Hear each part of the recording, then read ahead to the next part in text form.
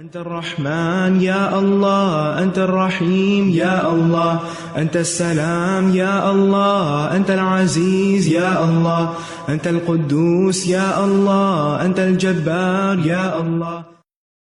ولله الأسماء الحسنى فادعوه بها. نحمده ونصلي على رسوله الكريم، اما بعد فاعوذ باللہ من الشیطان الرجیم، بسم اللہ الرحمن الرحیم، رب اشرح لی صدری ویسر لی امری واحلل عقدۃ من لسانی یفقہوا قولی۔ ناظرین، پروگرام اللہ کے خوبصورت نام کے ساتھ آپ کی خدمت میں حاضر ہوں۔ آج انشاءاللہ العزیز ہم اللہ سبحانہ وتعالی کے نام الالہ پر بات کریں گے۔ الالہ کا معنی ہے معبود، خاص معبود۔ معبود کون؟ جس کی عبادت کی جائے۔ اللہ سبحانہ وتعالیٰ کی عبادت، اسی سے محبت اور اسی کے آگے جھکنا اور اس کے سامنے عاجزی کا اظہار، وہ کیوں؟ وہ اس لیے کہ انسان اپنی فطرت کے اعتبار سے مجبور ہے کہ وہ اپنے سے بڑے کے آگے جھکے، اسے کسی نہ کسی کے آگے ضرور جھکنا ہے، کیونکہ وہ اس کے اندر یہ مادہ موجود ہے، وہ اس کے بغیر رہ نہیں سکتا، اس کے بغیر اس کی تکمیل نہیں ہوتی۔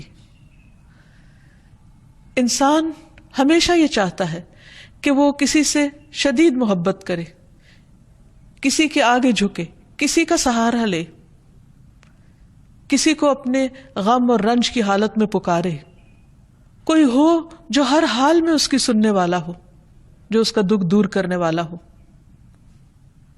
تو اللہ سبحانہ تعالیٰ کے سوا وہ کون ہو سکتا ہے؟ جب سے انسان پیدا ہوا ہے اور انسانی تاریخ میں جو مختلف ادوار آئے ہیں، اس میں لوگوں نے اللہ سبحانہ تعالیٰ کو معبود تو مانا، لیکن اس کے ساتھ دوسروں کو بھی الہ مان لیا، یعنی ظاہر میں نظر آنے والی چیزوں کو بھی انہوں نے اپنا سہارا بنا لیا۔ کوئی درخت کے آگے جھکا تو کوئی پہاڑ کے آگے جھک گیا، کوئی سمندر سے خوف کھا کر اس کے آگے جھکنے لگا، کسی نے آگ کو اپنا خدا مان لیا اور وہ اس کی عبادت کرنے لگا۔ گویا جس چیز سے وہ ڈرا یا جس چیز سے وہ حیران ہوا یا جس چیز نے اس کو امپریس کیا یا انفلوئنس کیا یا جس چیز کے لیے اس کے دل کے اندر ایک خاص کیفیت پیدا ہوئی، اس نے اسی کو اپنا معبود بنا لیا۔ لیکن اللہ سبحانہ وتعالیٰ فرماتے ہیں وَإِلَٰهُكُمْ إِلَٰهٌ وَاحِدٌ لَا إِلَٰهَ إِلَّا هُوَ الرَّحْمَٰنُ الرَّحِيمُ، سورۃ البقرہ آیت 63 ہے، اور تمہارا معبود، تمہارا الہ بس ایک ہی الہ ہے، وہ جس نے ان سب چیزوں کو پیدا کیا ہے۔ مخلوق الہ نہیں ہو سکتی، الہ تو وہی ہو سکتا ہے کہ جس کے سب تابع ہوں، جس کے آگے پوری کائنات جھکی ہوئی ہو۔ فرمایا اس کے سوا کوئی اور معبود نہیں، وہ بے حد رحم کرنے والا، نہایت مہربان ہے۔ عربی زبان میں الہ کا لفظ اللہ سبحانہ تعالیٰ کے لیے استعمال ہوتا ہے، تو اس آیت سے پتہ یہ چلتا ہے کہ اللہ سبحانہ تعالیٰ اپنی الہیت میں منفرد ہے، یکتا ہے، اکیلا ہے، اور الوہیت کے اندر یعنی الہ ہونے کے اندر کمال علم، کمال قدرت، کمال رحمت اور کمال حکمت کے معنی پائے جاتے ہیں۔ یعنی وہی الہ ہو سکتا ہے جس کا علم کامل ہو، جس کی قدرت کامل ہو، جس کی رحمت کامل ہو، جس کی حکمت کامل ہو، اور اس میں کسی قسم کا کوئی نقص نہ پایا جاتا ہو۔ اور یہ تمام صفات صرف اور صرف اللہ سبحانہ تعالیٰ کے اندر ہی ہیں، اسی لیے وہی دراصل الہ ہے، وہی معبود ہے، اور وہی عبادت کے لائق ہے، عبادت کا حقدار ہے، کیونکہ کسی اور کے اندر یہ صفات اس درجے میں پائی ہی نہیں جاتی۔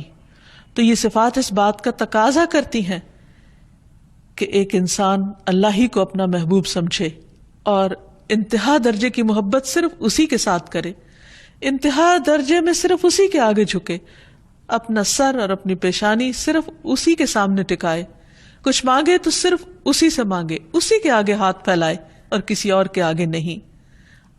سورۃ الانبیاء میں اللہ تعالیٰ فرماتے ہیں لا الہ الا انا فاعبدونی، میرے سوا کوئی معبود نہیں لہٰذا تم میری ہی عبادت کرو، یعنی مانگو تو مجھ سے مانگو، جھکو تو میرے آگے جھکو، اس لیے کہ وہ دینے پہ قادر ہے، وہ اتنا عظیم ہے کہ اس کے آگے جھکنا انسان کے لیے باعث عزت ہے، باعث ذلت نہیں، کیونکہ انسان جب اپنے سے چھوٹی چیز کے آگے جھکتا ہے تو یہ جھکنا اس کے لیے باعث ذلت ہے۔ اسی طرح ایک سورۃ طٰہٰ میں فرمایا اننی انا اللہ لا الہ الا انا فاعبدنی، بے شک میں ہی اللہ ہوں، میرے سوا کوئی معبود نہیں، بس تم میری ہی عبادت کرو۔ اللہ سبحانہ تعالیٰ کے لیے الہ کے علاوہ رب کا بھی لفظ آتا ہے، یعنی رب بھی اللہ کے ناموں میں سے ایک نام ہے، لیکن ان دونوں میں فرق ہے۔ رب کا مطلب ہے مخلوق کو پیدا کرنے والا، اس کو رزق دینے والا، اس کا انتظام کرنے والا، لیکن الہ کا مطلب ہے جو عبادت کے مستحق ہے، یعنی جس کی عبادت کی جائے، جس کی تعظیم کی جائے، جس کے آگے عاجزی اور انکساری کا اظہار کیا جائے۔ تو عبادت حقیقت میں محبت، اطاعت، تسلیم و رضا اور تعظیم پر مبنی ہوتی ہے، اور یہ صرف الہ ہی کے لیے ہو سکتی ہے۔ تو اس میں دراصل توحید الوہیت کی طرف دعوت دی گئی ہے، اور جہاں الہ کا لفظ آیا ہے وہاں ساتھ شرک کی نفی بھی کی گئی ہے کہ لا الہ الا انت یا لا الہ الا اللہ۔ پھر یہ ہے کہ اللہ سبحانہ تعالیٰ نے اپنا یہ نام خود رکھا ہے، اضافت کے ساتھ بھی اور اس کے بغیر بھی، اور حقیقت یہ ہے کہ تمام انبیاء بھی اس نام کو استعمال کرتے رہے ہیں۔ ہم دیکھتے ہیں کہ سورۃ البقرہ میں اللہ تعالیٰ کا ارشاد ہے، اللہ تعالیٰ جب یعقوب علیہ السلام کی وفات کا وقت ذکر کرتے ہیں کہ ام کنتم شہداء اذ حضر یعقوب الموت اذ قال لبنیہ ما تعبدون من بعدی، کیا تم حاضر تھے اس وقت جب یعقوب کو موت آئی، جب اس نے اپنے بچوں سے کہا کہ میرے بعد تم کس کی عبادت کرو گے، کس کے آگے جھکو گے؟ تو انہوں نے کیا کہا؟ نعبد الہک و الہ آبائک ابراہیم و اسماعیل و اسحاق الہا واحدا ونحن لہ مسلمون، ہم تیرے معبود نعبد الہک، اس کی عبادت کریں گے۔ یہاں بھی لفظ الہ استعمال ہوا ہے کہ جب عبادت کی بات ہے تو پھر ساتھ ہی الہ کا لفظ آ جاتا ہے کہ وہ خاص معبود جو عبادت کا مستحق ہے۔ تو تیرے معبود اور تیرے آبا یعنی ابراہیم، اسماعیل، اسحاق، ان سب کے الہ کی جو ایک ہی الہ ہے اس کی ہم سب عبادت کریں گے۔ تو گویا یعقوب علیہ السلام اپنی اولاد کو ایک اللہ الہ کی عبادت کی تاکید کر کے گئے، وصیت کر کے گئے۔ پھر اسی طرح اللہ کا نام الہ اللہ تعالی کی ذات اور اس کی صفات پر دلالت کرتا ہے، یعنی اللہ تعالی کا یہ نام جو ہے وہ اس کی صفات کو بھی بیان کرتا ہے، اور حقیقت یہ ہے کہ یہ صرف اللہ سبحانہ تعالیٰ ہی کے لیے ہے۔ یہاں یہ بات بھی یاد رہے کہ اللہ سبحانہ تعالیٰ نے خود اپنے ساتھ دوسرے الہوں کا انکار کیا ہے۔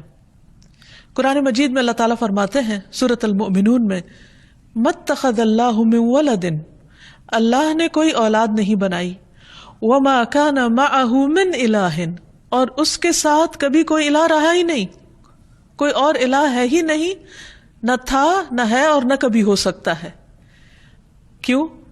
اس کے لیے بہت خوبصورت دلیل دی گئی کہ اِذًا لَذَهَبَ كُلُّ إِلَٰهٍ بِمَا خَلَقَ، اگر کوئی اور الہ ہوتا تو وہ جو اس نے بنایا ہوتا وہ اپنے ساتھ لے جاتا، یہ باہم کلیش بھی ہوتا۔ وَلَا عَلَى بَعْضُهُمْ عَلَى بَعْضٍ، اور ان میں سے بعض پہ چڑھائی کر دیتے، کیونکہ جب اختیارات بہت سے لوگوں کے ایک جیسے ہوں تو ان میں سے پھر وہ دوسروں سے آگے بڑھنے کے لیے ان کو ہرانے کی کوشش کرے گا۔ سبحان اللہ، اللہ پاک ہے، عما یصفون، اس سے جو وہ وصف بیان کرتے ہیں اللہ کا، یعنی اللہ سبحانہ تعالیٰ کے ساتھ کوئی اور الہ ہو ہی نہیں سکتا، کیونکہ کوئی اور ایسی صفات کے لائق ہی نہیں اور کوئی معبود ہے ہی نہیں۔ عبادت کا مستحق صرف اللہ ہے. تمام انبیاء نے اسی کی دعوت دی ہے. اعبدوا اللہ ما لکم من الہ غیرہ، اللہ کی عبادت کرو، اس کے سوا تمہارا کوئی الہ نہیں. واعبدوا اللہ ولا تشرکوا بہ شیئا، اور اللہ کی عبادت کرو اور اس کے ساتھ کسی کو شریک نہ ٹھہراؤ. کیونکہ ہماری زندگی کا مقصد ہی عبادت ہے اور عبادت اللہ کا حق ہے، اس لیے ہمیں سوچ سمجھ کر اس حق کو ادا کرنا ہے. ایسا نہ ہو کہ ہم کوشش بھی کریں، محنت بھی کریں، لیکن وہ اس کے ہاں قبول نہ ہو جس نے دراصل ہمیں پیدا ہی اس کام کے لیے کیا ہے. معاذ رضی اللہ عنہ سے مروی ہے کہ نبی صلی اللہ علیہ وسلم جس گدھے پر سوار تھے، میں اس کے اوپر آپ کے ساتھ پیچھے بیٹھا ہوا تھا، سواری کر کے کہیں جا رہے تھے. اس گدھے کا نام عفیر تھا. آپ نے فرمایا، اے معاذ، کیا تمہیں معلوم ہے کہ اللہ تعالیٰ کا حق اپنے بندوں پر کیا ہے اور بندوں کا حق اللہ تعالیٰ پر کیا ہے؟ میں نے کہا کہ اللہ اور اس کا رسول ہی زیادہ جانتے ہیں. آپ نے فرمایا، اللہ کا حق اپنے بندوں پر یہ ہے کہ وہ اس کی عبادت کریں اور اس کے ساتھ کسی دوسرے کو شریک نہ ٹھہرائیں، اور بندوں کا حق اللہ پر یہ ہے کہ جو بندہ اللہ کے ساتھ کسی کو شریک نہ ٹھہرائے اللہ اسے عذاب نہ دے. یعنی جو شخص توحید پر ہو پھر اللہ سبحانہ و تعالیٰ اس کو اپنے عذاب سے، سزا سے محفوظ رکھے. پھر یہ ہے کہ اللہ تعالیٰ کو راضی کرنے کے لیے ضروری ہے کہ ہم صرف اسی کی عبادت کریں اور اس کے ساتھ کسی کو شریک نہ ٹھہرائیں اور اللہ کی رسی کو مضبوطی سے تھامے رکھیں اور کسی تفرقہ بازی کا شکار نہ ہو. پھر یہ بھی یاد رہے کہ جو شخص اللہ کو اپنا الہ مان لیتا ہے وہ سلامت رہتا ہے. قرآن مجید میں آتا ہے، الذین آمنوا ولم یلبسوا ایمانہم بظلم اولئک لہم الامن وہم مہتدون. جو لوگ ایمان لائے پھر اپنے ایمان کو ظلم یعنی شرک سے آلودہ نہیں کیا، یعنی اللہ کا حق عبادت کسی اور کو نہیں دیا، اس کے ساتھ کسی اور کو شریک نہیں کیا عبادت میں، یہی لوگ قیامت کے دن امن میں رہیں گے اور دنیا اور آخرت میں یہی لوگ ہدایت یافتہ ہوں گے. پھر اگر کوئی شخص اللہ سبحانہ وتعالیٰ کی حفاظت حاصل کرنا چاہتا ہے، یعنی اس کے عذاب سے اللہ کی پناہ میں رہنا چاہتا ہے، تو اس کے لیے بھی یہی ضروری ہے کہ وہ الہ ہی کی عبادت کرے.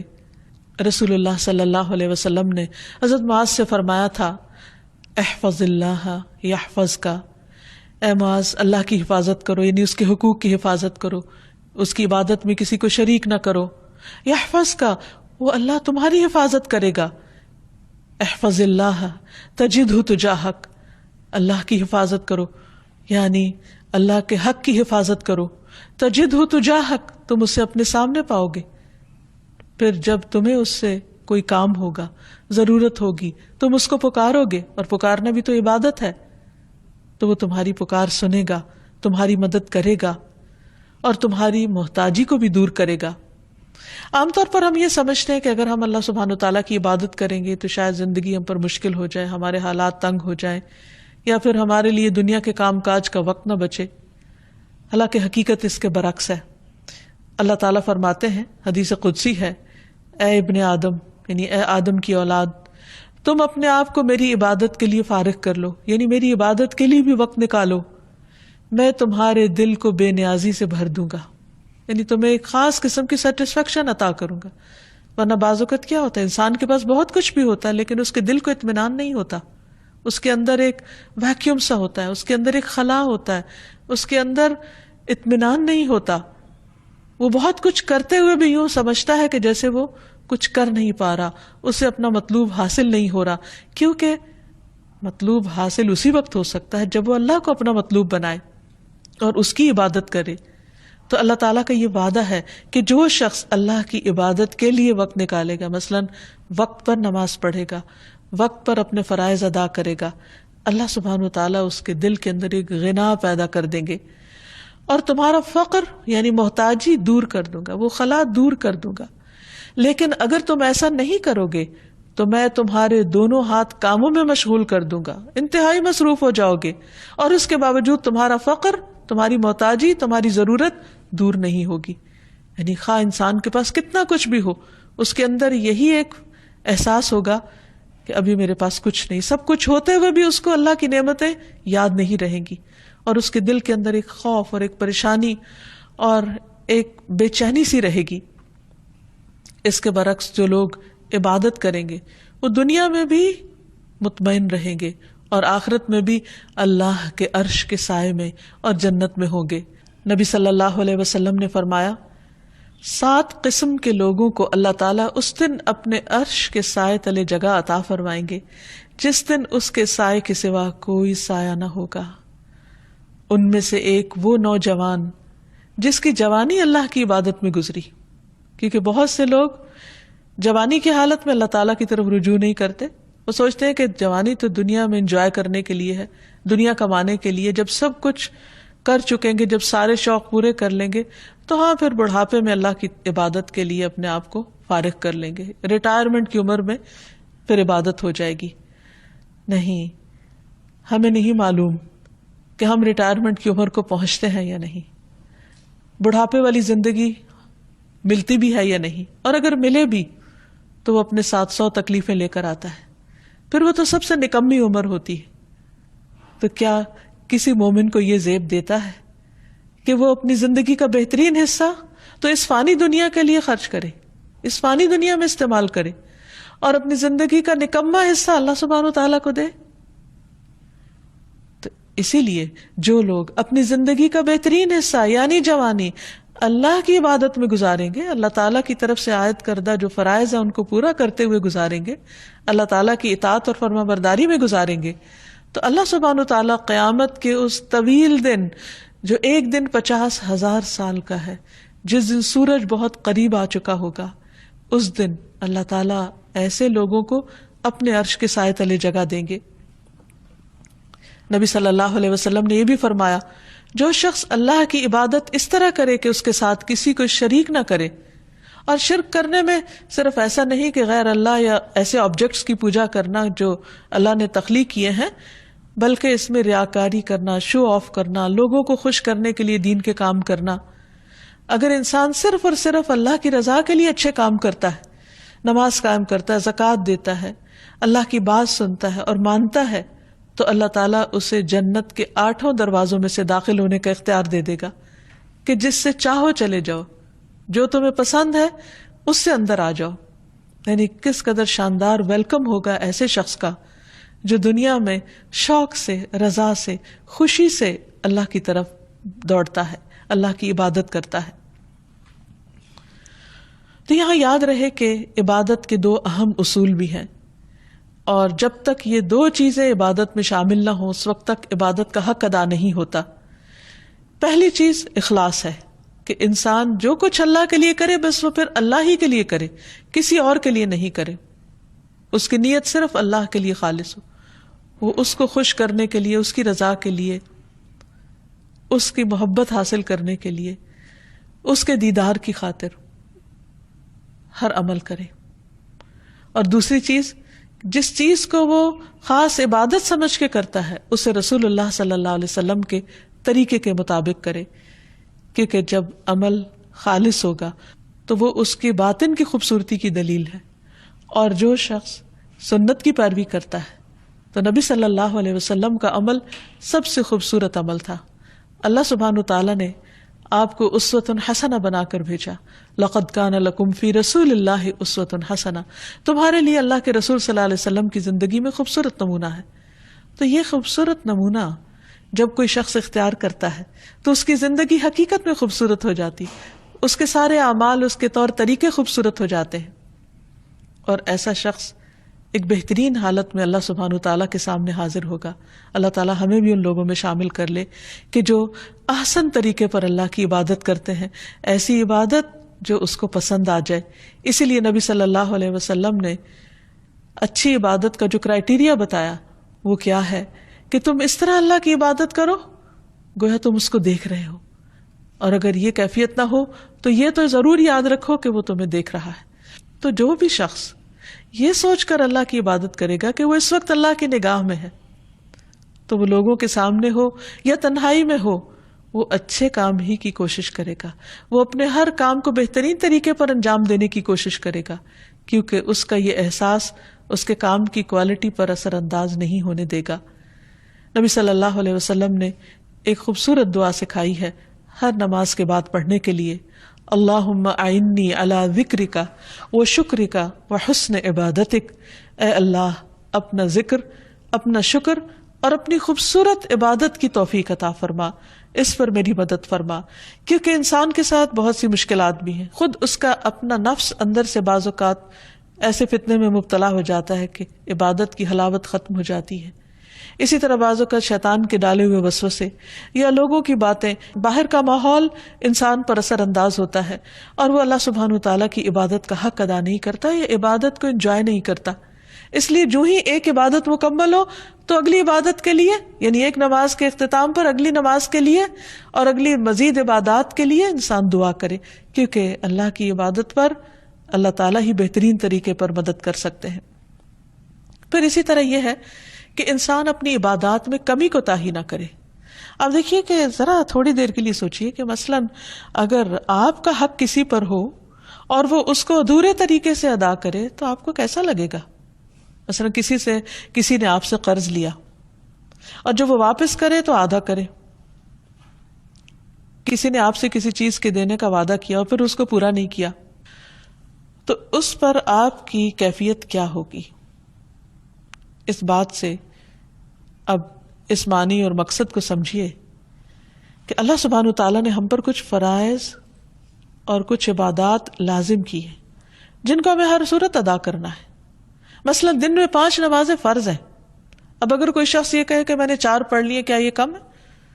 یہ بھی تو بہت ہے، نہیں، اللہ سبحانہ وتعالیٰ نے 5 کا حکم دیا ہے، ہم اسے اپنی مرضی سے 4 نہیں کر سکتے یا 3 نہیں کر سکتے، اور اسی طرح اپنی مرضی سے 6 بھی نہیں کر سکتے ان کو، کیونکہ اتنا ہی کرنا ہے، اسی طرح کرنا ہے جیسا کرنے کا اللہ سبحانہ وتعالیٰ نے حکم دیا، تبھی عبادت کا حق ادا ہوگا۔ عبادت کا مطلب ہوتا ہے مکمل اطاعت، اور اگر ہم بات ہی نہیں مان رہے تو پھر اپنی مرضی سے جو بھی چاہیں کریں وہ عبادت شمار نہیں ہوگی۔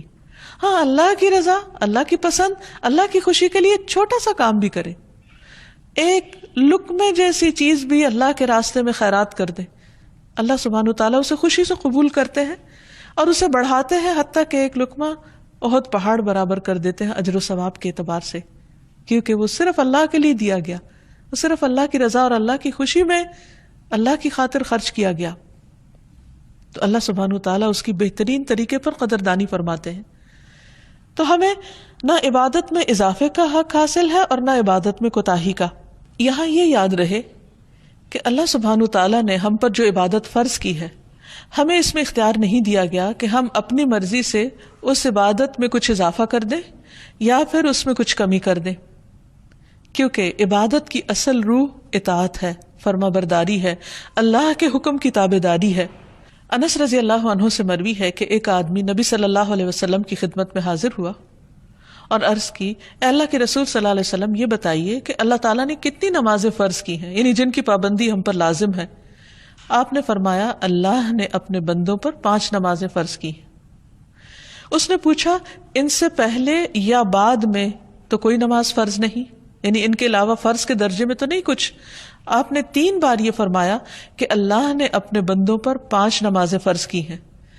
اس پر وہ کہنے لگا، اس ذات کی قسم جس نے آپ کو حق کے ساتھ بھیجا ہے، میں اس میں کسی قسم کی کمی یا زیادتی نہیں کروں گا، یعنی 5 سے کم 4 بھی نہیں پڑھوں گا اور 5 سے زیادہ 6 بھی نہیں پڑھوں گا، بس اتنی ہی پڑھوں گا جتنی اللہ تعالیٰ نے مجھ پر فرض کی ہیں۔ تو نبی صلی اللہ علیہ وسلم نے فرمایا، اگر یہ شخص سچا رہا، یعنی جو یہ کہہ رہا ہے اس نے ایسا ہی کیا، تو یہ جنت میں داخل ہوگا۔ عبادت کے سلسلے میں ایک اور بات یہ یاد رہے کہ عبادت میں شدت اور خود پسندی نہیں ہونی چاہیے، کیونکہ عبادت اللہ تعالیٰ کا حق ہے۔ نبی صلی اللہ علیہ وسلم نے فرمایا، ایک قوم ایسی آئے گی جو عبادت کرے گی حتیٰ کہ لوگ ان کی عبادت کی کثرت پر تعجب کریں گے، بڑے حیران ہوں گے کہ اتنے عبادت گزار ہیں، لیکن وہ اس عبادت کی وجہ سے خود پسندی کا شکار ہو جائیں گے، اپنے آپ کو بڑی چیز سمجھنے لگیں گے کہ ہم بہت نیک ہیں۔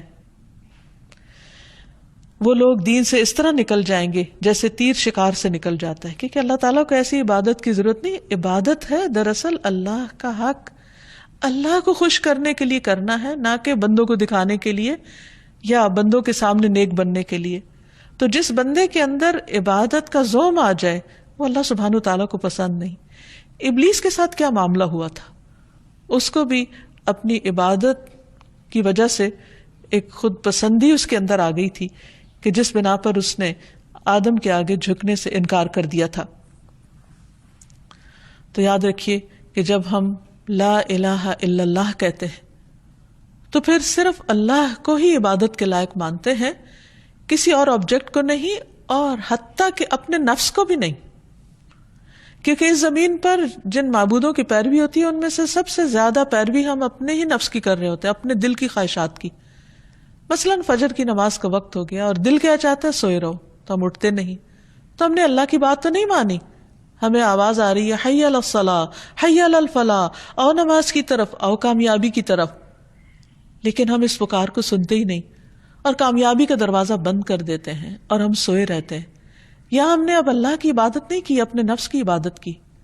اسی طرح زندگی کے کسی بھی اور کام، کسی جاب، کسی مشغلے، کسی بھی پسند کی چیز میں مشغول ہو کر، خواہ کتنی ہی دنیاوی اعتبار سے شدید ضرورت کے کام میں بھی مصروف ہو کر اگر انسان اللہ کو بھلا دیتا ہے تو یہ دراصل اپنے آپ پر ہی ظلم کرتا ہے، اور یہ لا الہ الا اللہ کے منافی ہے.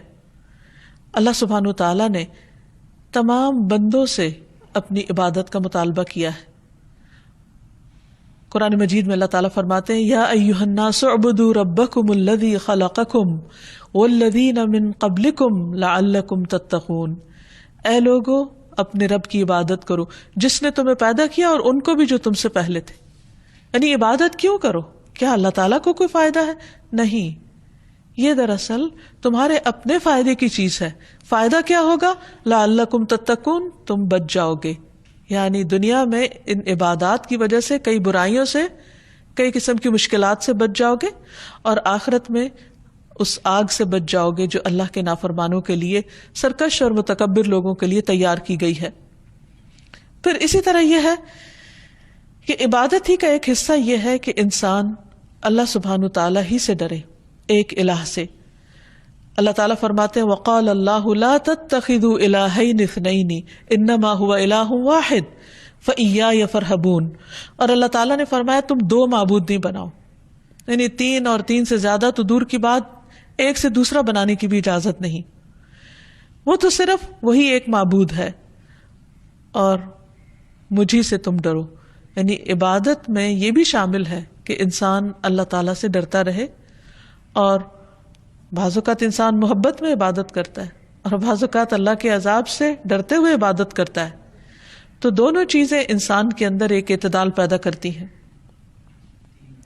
پھر یہ بھی یاد رکھیے کہ لا الہ الا اللہ کہنا صرف انسان کے لیے آخرت کی نجات کا ذریعہ ہی نہیں، بلکہ دنیا میں بھی بہترین قسم کا قول ہے. رسول اللہ صلی اللہ علیہ وسلم نے فرمایا افضل ذکر لا الہ الا اللہ ہے. ایک اور جگہ پر فرمایا کہ جس نے لا الہ الا اللہ کہا تو ایک دن یہ کلمہ اسے مصیبتوں سے نجات دلائے گا. اس سے پہلے جو کچھ ہو چکا سو ہو چکا، لیکن لا الہ الا اللہ کہنے سے اس کی نجات ہو جائے گی. جو شخص سچے دل سے اللہ کو پکارے اس پر آسمان کے دروازے کھل جاتے ہیں. ابو ہریرہ رضی اللہ عنہ کہتے ہیں کہ نبی صلی اللہ علیہ وسلم نے فرمایا جب بھی بندہ خالص ہو کر لا الہ الا اللہ کہتا ہے تو اس پر آسمان کے دروازے کھول دیے جاتے ہیں، یہاں تک کہ یہ کلمہ عرش تک پہنچ جاتا ہے. یہ اس وقت ہوتا ہے جب انسان کبیرہ گناہوں سے بچتا رہتا ہے. نبی صلی اللہ علیہ وسلم نے فرمایا جس نے لا الہ الا اللہ وحدہ لا شریک لہ لہ الملک ولہ الحمد وہو علی کل شیء قدیر پڑھا اور خالص ہو کر کہا، زبان سے اس کی تصدیق کی، تو اس کے لیے آسمان کے دروازے کھول دیے جاتے ہیں، حتیٰ کہ اللہ تعالیٰ زمین میں اس کہنے والے کی طرف دیکھتا ہے، یعنی کس نے یہ کلمہ کہا.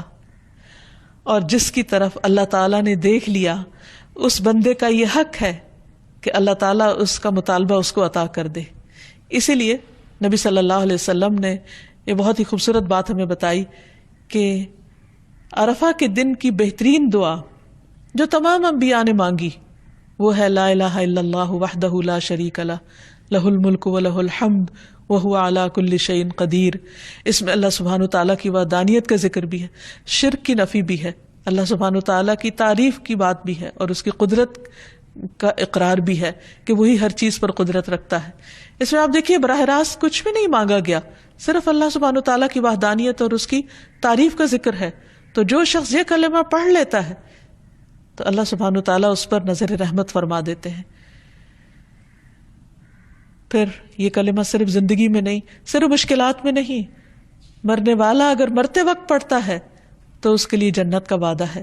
رسول اللہ صلی اللہ علیہ وسلم نے فرمایا اپنے مرنے والوں کو لا الہ الا اللہ کی تلقین کیا کرو، کیونکہ اس کلمے پہ موت آنے پر جنت میں داخلہ اور جہنم حرام کر دی جاتی ہے. یہ کلمہ اللہ کے ہاں حجت بنتا ہے، نبی صلی اللہ علیہ وسلم کی شفاعت کا ذریعہ ہے، اور اس کلمے کا وزن ہر چیز سے زیادہ ہے. نوف رضی اللہ عنہ کہتے ہیں کہ اگر آسمان و زمین اور ان کے درمیان کی تمام چیزوں کو ترازو کے ایک پلڑے میں رکھ دیا جائے اور دوسرے پلڑے میں صرف لا الہ الا اللہ رکھ دیا جائے تو وہ دوسرا پلڑا جھک جائے گا. اسی لیے اگر کسی شخص نے سچے دل سے لا الہ الا اللہ پڑھا ہو اور ہر شرک سے نفی کی ہو تو قیامت کے دن یہی ایک کلمہ اس کی نجات کا ذریعہ بن جائے گا. اور اگر کوئی اپنے گناہوں کی وجہ سے دوزخ کی آگ میں گیا بھی تو اس لا الہ الا اللہ کی وجہ سے اس کو وہاں سے بالآخر نکال لیا جائے گا، خواہ اس نے بڑے بڑے گناہ کیے ہوں، لیکن ان گناہوں کی سزا بھگتنے کے بعد یہ کلمہ اس کی نجات کا ذریعہ بنے گا. تو حقیقت یہ ہے کہ اللہ سبحانہ وتعالیٰ کا یہ نام یعنی الالہ، اس کے ساتھ جب اللہ کو پکارا جاتا ہے تو انسان کی دعا قبول ہوتی. اسی لیے نبی صلی اللہ علیہ وسلم کو خاص طور پر حکم دیا گیا قل اعوذ برب الناس ملک الناس الہ الناس من شر الوسواس الخناس الذی یوسوس فی صدور الناس من الجنۃ والناس. آپ کہہ دیجئے میں پناہ لیتا ہوں لوگوں کے رب کی، لوگوں کے بادشاہ کی، لوگوں کے الہ، لوگوں کے معبود کی، وسوسہ ڈالنے والے کے شر سے جو پلٹ پلٹ کر آنے والا ہے، جو لوگوں کے سینوں میں وسوسے ڈالتا ہے. پھر ہم دیکھتے ہیں کہ یونس علیہ السلام جب مچھلی کے پیٹ میں چلے گئے اور انتہائی غم کی حالت میں تھے، اس وقت جب انہوں نے اسی کلمے کے ذریعے اللہ کو پکارا تو اللہ سبحانہ وتعالیٰ نے ان کا غم دور کر دیا، انہیں اس بڑی مشکل سے نجات دی. اور وہ کلمہ کیا ہے؟ وَذَنُّونِ إِذْ ذَهَبَ مُغَاضِبًا فَظَنَّ أَن لَّن نَّقْدِرَ عَلَيْهِ فَنَادَىٰ فِي الظُّلُمَاتِ أَن لَّا إِلَٰهَ إِلَّا أَنتَ سُبْحَانَكَ إِنِّي كُنتُ مِنَ الظَّالِمِينَ. اور مچھلی والے کو جب وہ غصے سے بھرا ہوا چلا گیا بس اس نے سمجھا کہ ہم اس پر گرفت تنگ نہ کریں گے تو اس نے اندھیروں میں پکارا کہ تیرے سوا کوئی معبود نہیں، صرف اس الہ کو پکارا، تو پاک ہے، یقیناً میں ظلم کرنے والوں میں سے ہو گیا ہوں. تو اللہ سبحانہ تعالیٰ نے انہیں وہاں سے نجات دی اور باقی سب مومنوں کو بھی بشارت دی وَكَذَلِكَ نُنْجِي الْمُؤْمِنِينَ کہ باقی مومنوں کو بھی ہم اسی طرح نجات دیں گے. اسی لیے نبی صلی اللہ علیہ وسلم جب کسی کرب کی حالت میں ہوتے، تکلیف کی حالت میں ہوتے تو پڑھتے لا الہ الا اللہ العظیم الحلیم، لا الہ الا اللہ رب العرش العظیم، لا الہ الا اللہ رب السماوات ورب الارض ورب العرش الکریم. اللہ صاحب عظمت اور بردبار کے سوا کوئی معبود نہیں، اللہ کے سوا کوئی معبود نہیں جو عرش عظیم کا رب ہے، اللہ کے سوا کوئی معبود نہیں جو آسمانوں اور زمین کا رب ہے اور عرش کریم کا رب ہے. تو جو شخص تنگی اور تکلیف میں اس دعا کو پڑھے گا اللہ سبحانہ وتعالیٰ اس کی تکلیف کو دور کر دے گا، کیونکہ نبی صلی اللہ علیہ وسلم اس دعا کو پڑھا کرتے تھے. پھر سید الاستغفار میں بھی جب ایک بندہ کہتا ہے اللہم انت ربی لا الہ الا انت خلقتنی وانا عبدک وانا علی عہدک ووعدک ما استطعت اعوذ بک من شر ما صنعت ابوء لک بنعمتک علی وابوء بذنبی فاغفر لی فانہ لا یغفر الذنوب الا انت. اے اللہ آپ میرے رب ہیں، آپ کے علاوہ کوئی الہ نہیں، کوئی معبود نہیں، آپ نے مجھے پیدا کیا، میں آپ کا بندہ ہوں، اپنے عہد اور وعدے پر قائم ہوں، جتنی بھی مجھ میں استطاعت ہے، جتنی بھی ہمت ہے، میں آپ کے احسانات کا اقرار کرتا ہوں اور اپنے گناہوں کا بھی اعتراف کرتا ہوں، آپ مجھے بخش دیجئے، کیونکہ آپ کے علاوہ گناہوں کو کوئی بھی معاف نہیں کر سکتا۔ تو جو شخص اس کلمے کو پڑھتا ہے، اس استغفار کو پڑھتا ہے، جس کو سید الاستغفار، استغفار کا سردار کہا گیا، تو اگر شام کے وقت پڑھتا ہے اور رات کو ڈیتھ ہو جاتی ہے تو اللہ تعالیٰ اس کے سارے گناہ معاف کر دیں گے، اس کو جنت میں داخل کریں گے۔ اسی طرح صبح سویرے اگر کوئی پڑھتا ہے تو رات میں اگر کوئی غلطی ہو گئی تو اللہ تعالیٰ اس کو معاف فرما دیں گے اور اس کو جنت میں داخل کرنے کا وعدہ کیا گیا ہے۔ تو حقیقت یہ ہے کہ انسان پر اللہ کا حق یہ ہے کہ انسان خالص ہو کر اس کی عبادت کرے اور ہر مشکل میں اسی کو پکارے اور اس کے اس نام کا واسطہ دے کر پکارے، تو انشاءاللہ اس کی دعائیں قبول ہوں گی۔ اللہ تعالی ہمیں اس عمل کی توفیق عطا فرمائے۔